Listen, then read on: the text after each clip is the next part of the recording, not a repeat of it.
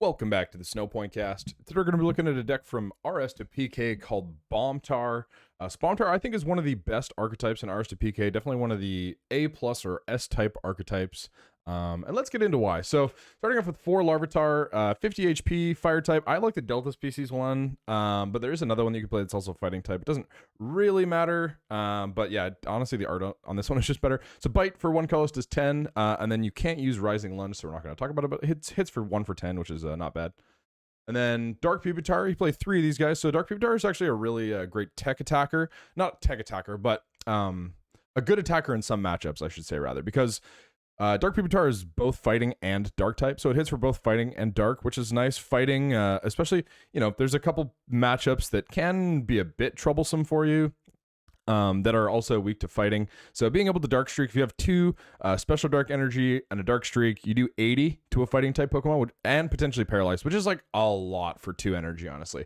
So dark streak, pretty decent for sure to have the colorless energy paralyze attack option. And then Rock Tumble's not so bad either. So fighting 2 colorless, it does 40. This attack's damage is not affected by resistance. So if you have a special dark on there, it hits 50, which is good for one-shotting stuff like Sneasel EX, Baby Sneasel, you know, just stuff like that. The reason you play those guys is for this guy here, Dark Tyranitar, the big boss, 120 HP. So he's got a lot of HP. This guy's a big tank. He's not going to go down very easily. Dark type, grind. All 3 of these attacks I've used in game states and in certain matchups. Certain attacks are better. Grind, so 1 colorless, it does 10. Stack does 10 plus 10 damage for each energy attached to Dark Tyranitar. So, you know, as an early, if you have 1 or 2 energy before Spinning Tail, grind is not a bad option.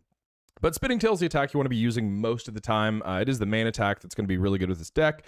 So Spinning Tail, 1 dark, 2 colorless, or a Scramble Energy. This does 20 damage to each of your opponent's Pokemon. So that spread is really good. Super solid, especially when you can get that out in a single attach because of Scramble Energy. It's just, combined with Pow Hand Extension, you just bring something up, and then all of a sudden you're causing a ton of spread and this big tanky attacker that's probably going to get 2, if not 3 or more attacks off. So Spinning Tail becomes really deadly as the game goes on, just because it's so much pressure. It's a lot of damage. And then Bite Off is also a really solid attack in some matchups as well. So 2 dark and then 3 colorless, it does 70. If the defending Pokemon is a Pokemon EX, this does 70 plus 50. So it hits for $130, 130 damage. And then if you have 2 special darks, it hits 150. A lot of the stage 2 EXs in this format have 150, so it's important to keep that math in mind for stuff like Gardevoir EX or, you know, if you're up against LBS. Blastoise has 150 as well. So being able to hit that math with Bite Off, honestly, Bite Off and Spinning Tail are both amazing attacks, and Bite Off especially is really, really useful in the EX matchups. Okay, so you're also playing an Electrode line. So you play this Voltorb just because it has the paralyzed attack. So 50 HP, lightning type, Thunder Wave for 1 colorless. Flip a coin if heads, the defending Pokemon is now paralyzed. Can't use Bouncing Ball, so we're not going to talk about it. Those are to play Electrode EX. This is kind of a weird line. You know, the 2-3, anytime there's a, like, you know, irregular evolution line that doesn't, you know, completely line up, I'd like to explain it a little bit. So the reason, this is actually from Liam Williams. Liam Williams has a really solid Bombtar list in 2006, and he kind of innovated the 2-3 line. And the reason behind that is you just need to find Electrode EX. You know, finding the Voltorb, you play Holon Mentor and you play Holon Transceiver, so finding the Voltorbs isn't really hard. However, finding the Electrode is a little more tricky. You play 1 Professor Elms training method, which you can search with Lapras, but the problem with that is you want to be using extra energy bomb the same turn that you use a Rocket's admin. So Electrode EX got 90 HP, lightning type. So extra energy bomb is the main power and the reason that this deck works really well. So once during your turn before you attack, you may discard Electrode EX and all cards attached, and then it's knocked out. So your opponent takes 2 prizes, but if you do, you can search your discard pile for up to 5 energy cards and attach them to your Pokemon in any way you like. So that is so solid in a format with Scramble Energy and a Holon engine that's just able to discard energy really easily. So being able to accelerate that, you know, you go down a little bit, but also your comeback potential is massive in this deck because of Scramble Energy and Pow Hand Extension and Rocket's admin. Makes your Scramble Energy live. So you can go from, I have a Scramble and an Electrode. I don't really have much to do this turn. You blow an Electrode, then all of a sudden you're attaching a Scramble to a Dark Tyranitar and using Spinning Tail, which is like all you really want to be doing. So extra energy bomb, really solid ability. And then Crush and Burn is also an attack that I have used in certain games, so we'll talk about it. So Crush and Burn for a lightning and a colorless does 30. And then you may discard as many energies as you like attached to your Pokemon. If you do, this deck does 30 plus 20 for each energy you discarded. So energy, yeah, it's energy, not energy cards. You don't usually want to put the 90 HP EX in the active, but if it wins you a game, Crush and Burn can be a really solid option. That's good to keep in mind. Okay, so you play 2 Jirachi as well. This is kind of just part of your consistency. The rest of the Pokemon are either going to be consistency or disruption Pokemon. The Jirachi, 60 HP. Wishing Star is the reason you play this guy. So when Jirachi is your active Pokemon, you can make it a sleep and then look at the top 5 cards of your deck and choose a card you find there and put it in your hand. So just great for consistency. Just helps you set up your pieces, you know, whatever you need. Electrode or Dark Tyranitar, Dark Pupitar. It's one of the reasons you play 3 Electrode, because you can just find it with this. The more you play, the easier you're able to search them, because you are looking for a fair amount of cards with Jirachi. You also play 1 Lapras. So this Lapras is mainly just to find Rockets admin on the turn that you use Electrode X. Because, you know, if your opponent takes 2 prizes and then you don't disrupt them, if they have a hand of 6, them going up to 8 cards is really not great for you. It's fine, you know, sometimes you can't afford to Rockets admin, or you don't have it in your hand. But the Lapras really helps. So 80 HP, water type, support navigation. When you bench the Lapras, you can search your deck for a supporter card, put it in your hand. So if you don't have anything else to get off a Mentor, or you're setting up for a extra energy bomb turn, grab the Lapras, and then next turn you can grab the Rockets admin. And it helps a lot, because if your opponent has 8 cards after you blow an Electrode, they might be able to they have a lot higher odds of making a comeback than if they have 4 or 3 per se, if they've knocked out a Jirachi or something. So definitely good to be able to hit the Rockets admin on that turn. That's the main reason that guy's in there, but it's also just decent as a consistencies Pokemon as well, just to be able to find supporters if you need a certain supporter. You also play a Lunatone line. So Solrock is half of that, 70 HP, fighting type, Luna Shade. As long as you have Lunatone in play, each player's colorless Pokemon, excluding Pokemon EX, can't use any Pokepyro. So this is just to shut it up. Pidgeot. Pidgeot is a really busted engine in this format. So many decks play Pidgeot, and it's just so good. Quick Search is just too good of an ability to let them have. Lets them kind of draw out of your Rockets admin. So if you can shut that off, it just makes your disruption a lot easier to stay, you know, and your opponent has a little bit more difficulty handling that. So you have Call for Family as well in this guy. So for 1 color, search your deck for a Lunatone, put it on your bench. If you start this guy, honestly, doing Call for Family is not so bad, because you get the Luna Rock lock, and then also you have that energy on so that you can retreat it, and having that energy in the discard isn't even that big of a deal, because you're going to get it back with extra energy bomb. This will be the Lunatone with the Luna Rock combo. So Soul Shade, 60 HP, Psychic type. Soul Shade is the same thing, but for Fire type Pokemon. So if you have Soul Rock in play, your opponent can't use Fire type Pokemon powers, excluding Pokemon EX. So this doesn't shut off stuff like Gardevoir Delta, but it does shut off stuff like Macargo, which some decks do play. That's a decent engine. Not crazily played, because Luna Rock is so good, but you know, nice if your opponent's playing like Lucacargo or something. And then Moon Guidance for 1 color, search your deck for a trainer card, excluding supporter cards, share to your opponent, and put it in your hand. So this is actually a great turn 1 attack if you start Lunatone, because Moon Guidance can find you a Holon Transceiver, which sets up for a Holon Mentor. So Moon Guidance actually really good consistency. There is an old list, Sebastian Crema, who went 8-0 in 2006 with this deck. He played 2 of these just because Moon Guidance is such a good attack. I think the Jirachis are a little bit better, to be honest, but honestly, Moon Guidance is really good to keep in mind if that's an option that you need to have. Also playing 4 Pow Hand Extension. So this is one of the main disruption options of the deck, and one of the reasons the deck is so good. So Pow Hand Extension says move 1 energy card attached to the defending Pokemon to another one of your opponent's Pokemon, or switch one of your opponent's Pokemon with one of their bench Pokemon. So I'm gonna put these cards down and talk about Pow Hand Extension for a sec, because Pow Hand Extension, there is a lot of stuff that you can do with this card in this deck. So obviously you can only use it when you're down on prizes, but the reason that's so good is because you control when you're going to be down on prizes with Electrode X. So one of the things you can obviously do that I was saying earlier is bring up a Pokemon and just start spinning tailing. You know, if your opponent doesn't have a switch option, then they're in a lot of trouble. Something else that I've seen done that is a really good play as well is if you have 2 Pow Hand Extensions in your hand. So if you have 2 Pows in your hand, let's say your opponent has, you know, a couple energy attached, what you can do is, if you want to kill something on their bench and they're attacking you with something and they're active, you can go Pow Hand Extension, move an energy to a benched Pokemon that you want to kill that hopefully already has energy on it, then use your second Pow Hand Extension to bring it up, and if it's an EX Pokemon especially, you can kill it with Bite Off, or, you know, if it has enough damage on it and you have enough Special Darks, you might just be able to kill it with a Spinning Tail or something. But that play takes out 2 of your opponent's energies and a Pokemon that they're like planning on attacking with that's probably a threat to you if you're wanting to Pow Hand Extension it. So it's a really cool play that I've seen. It's actually Graham Westby.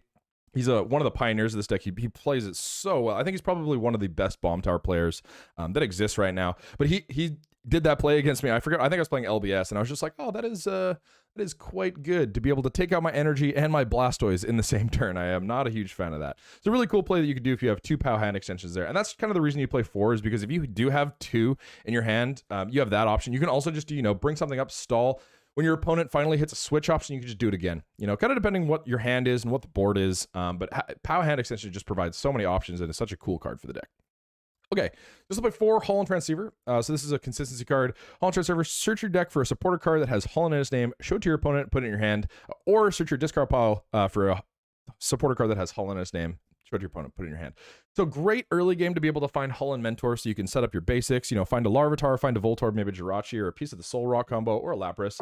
And then also there's another supporter card that you can get with it. It's just one more. You play Holon Adventurer, which is just kind of a draw card, which is actually, I forgot this initially at this video, but that's why you play the Delta species Larvitar, is because if you have to discard it with Holon Adventurer, then it's for 4 instead of 3. So not bad. Holon Transceiver, definitely a really good card in the deck, just keeps you consistent, really good in like any Holon Mentor deck. Also playing 3 Swoop Teleporter. So search your deck for a basic Pokemon, switch it with one of your basic Pokemon in play, and then discard the other Pokemon. So the 2 reasons that this card is really good, for one, is if you whiff your Voltorb, it lets you have an out to hit Electrode if you still have Electrode. So let's say you start a Jirachi or something, and then something that you can do is if you have an energy on Jirachi, you can retreat it, use a Swoop Teleporter, find a Voltorb, get a Voltorb out, and then evolve it into Electrode, because it stays in, it's been in play for that many turns, so it keeps the turns in play. You can just evolve it right away if you swoop, which is a really solid call. Another really good useful swoop target is Lapras, because once you've played Lapras after support navigation, as good as it is, Lapras is kind of dead, and it has 2 retreat. So you really don't want your opponent to be able to bring that up if they have an option to bring that up.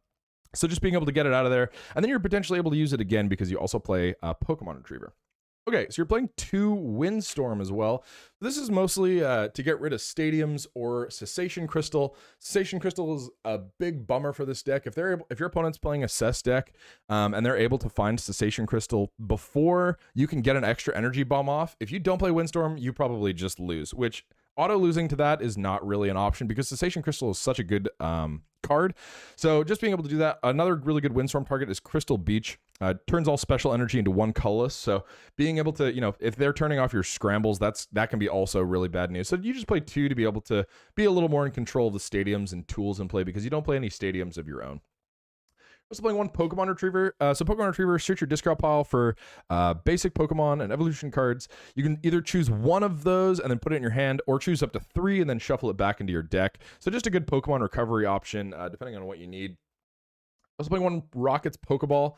The Rockets Pokeball, search your deck for a Pokemon with Dark in its name, show it to your opponent, and put it in your hand. So it finds Dark Pupitar or Dark Tyranitar, just to make it a little bit more consistent in your Tyranitar line finding. You're also playing 1 Rare Candy. So this is something that I've seen kind of debated over the last little while. Rare Candy or 4th Dark Pupitar. I actually think it could go either way. I was talking with Sebastian about this the other day, and we were talking about a list that was playing 4th Dark Pupitar, and he's like, why not Candy? It's just such a good option. I definitely really understand that, and even, I'm playing the one of Candy in this list. I'm kind of back and forth on it.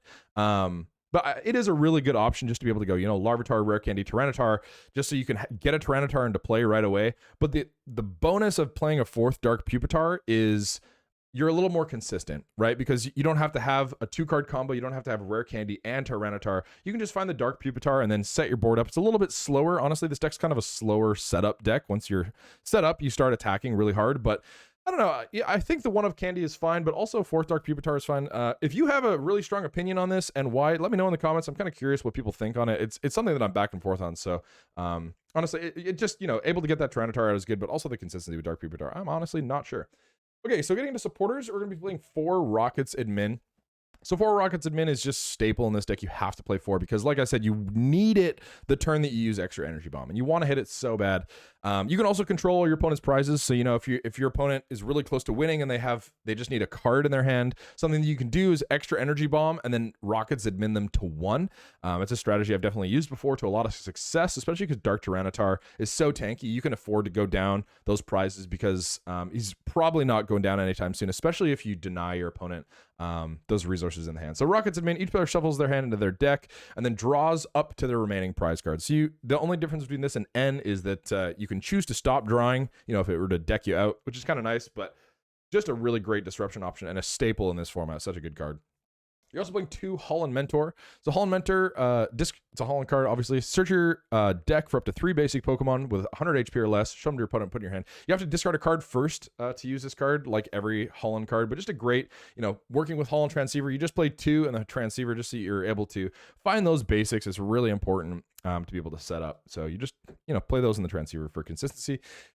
And then you're also playing 1 Adventure. That was the, you know, why we're playing the Delta species Larvitar, so that we can potentially discard 4. Discard a card from your hand, draw 3 cards. If you discarded a Pokemon that has a Delta on its card, draw 4 cards instead. So if you have an extra Larvitar, might be able to net you 1 more card if you need to find a win condition or something. You're also playing a Professor Elms training method. So this is a one of, just because you can Lapras for it if you really need to, you know, if you're just dying and your opponent's putting a ton of pressure on you. Against decks like Arcanine, this can sometimes be an issue. Where they just, you know, they take prizes a little bit too quickly on you. And, you know, if you're whiffing an Electrode for a couple turns and you're like, well, I guess I could, you know, just go down on prizes, but I kind of need to accelerate because Bite Off is such a good attack in that matchup, then you might need to use support navigation for an Elms training method. If you really, really need an Electrode, again, optimally, you want to be using Rocket's admin the same turn, but you can't always do that just based on your hand and board. So it just searches for an evolution Pokemon, put in your hand. Also lets your Dark Tyranitars, Dark Pupitars be a touch more consistent. Then we're also playing 4 Scramble Energy. Just consistency with the comeback cards is the name of the game. 4 Pow, 4 Admin, 4 Scramble. It just is so good. They're so good in the deck. Scramble Energy is with 1 colorless energy. It can only be attached to evolution Pokemon. However, if you're down on prizes, Scramble Energy is worth 3 energy of any color. So it really helps fulfill those heavy cost attacks. Spinning Tail and Bite Off, it's a 3 cost and a 5 cost attack. So if you're not playing any acceleration, which, you know, obviously you are with extra Energy Bomb and Scramble, it can be a bit of an issue, but especially because Scramble just fulfills Spinning Tail. That's one of the big synergies of the deck, is you can just, you know, as soon as your opponent takes a prize off a Jirachi or something, you can just go Scramble Energy, Pow Hand Extension, Rocket's admin, start spinning tailing and putting a lot of pressure on as soon as your opponent decides to take that first prize. And if they don't, then you just have that time to set up with Jirachi. So either way, you're kind of in a good position. Also playing 4 Special Darkness Energy. So Special Darkness Energy, if it's attached to a Dark type Pokemon, that Pokemon's attacks do 10 more damage to your opponent's active Pokemon. So just having that more damage on Dark Tyranitar, if you have like 3 Special Darks or something, you're spinning tailing for 50 in the active and then 20 everywhere else, which is a ton of pressure. Also, like I was saying with Bite Off, it kind of just helps you with your math. Also playing 3 Heal Energy. This is something that, you know, is a more recent change. I used to play only 2 Heal Energy in my 2006 version of this list, but I think that 3, especially in this format, is so good because of what is really threatening to this deck. So there's 2 things that can sometimes be really scary. One of them is fighting Pokemon, obviously because you're weak to fighting, which there is an answer to that, and we're going to get to that in just a sec. That's the next energy cards. But the other one is special conditions. You know, if you're confused or if you're poisoned, poison damage, because you don't really play many switch cards, can build up really quickly. You don't really want to pay the retreat either, because I think it's 2 retreat. It's pretty heavy, and you don't even want to be discarding that energy anyway. So having the heal energy, you know, if your opponent hits you with a flick poison or something, you're just able to hit that heal and then hopefully knock out whatever they have that's poisoning you, because poison especially is it just stacks up so quickly. Confusion can be a big pain as well. So just being able to get out of both of those is a very, very nice addition with heal energy, because it's only it's 2 of your only like liabilities or threats, in my opinion. So I like having 3, just because I've even seen some lists with 4 heal energy, just because it's so important to the deck to be able to heal special conditions. Okay, so we're also playing 2 Fire Energy. So this is just for Holon Energy FF. So Holon Energy FF, I'm just going to read it because I forget particularly what it says. I know what it does, but okay. Holon Energy FF provides 1 colorless energy. If the Pokemon that Holon Energy FF is attached to has a basic Fire Energy card attached to it, that Pokemon has no weakness. So that is the answer to your other problem, which is fighting weakness, because there are some pretty decent fighting Pokemon in the format, Nidoqueen, stuff like that. So being able to get rid of that weakness is definitely, you need to have that. And just with a 2 FF and the 2 Fire is enough for that. So with that, in addition to the heal energy, takes 2 of your big liabilities and kind of makes them not that big of a threat. And that's one of the reasons that this deck is one of the best decks in the format, if not BDIF. I don't know if it's BDIF, because I honestly haven't explored RS to PK quite as much as I would like to, but I think this deck is absolutely top tier, and I've lost to it a lot, especially against Graham. So shout out to Graham, just a really solid Bombtar player. But yeah, so This is Bombtar. If you have any questions about the deck, feel free to leave them in the comments below, and I'll do my best to get to them. Thank you guys so much for tuning in, and we will see you next time.